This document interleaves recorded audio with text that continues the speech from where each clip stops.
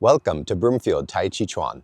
In today's video, let's practice appears closed and closing posture from the 24 posture form.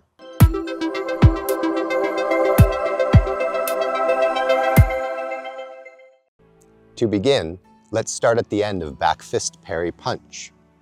Your left hand is over your right hand. Now going into closing posture, my palms open and I roll back. And then from my center, I push out. Now into closing posture, I shift my weight and pivot my left toe in, both of my hands open. As I bring them down and gather, then I push off with my right foot. Bring my feet back together, my hands cross and come out in front of me, and then my hands sink down. Then I bring my left foot back and finish the form. Let's practice again.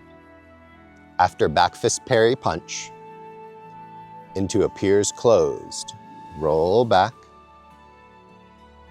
and push out. Then go into your closing posture.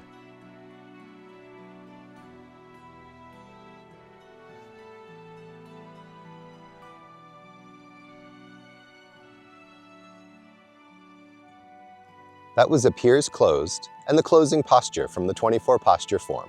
Thanks for watching. Watch more of my videos to learn more Tai Chi and subscribe to my channel.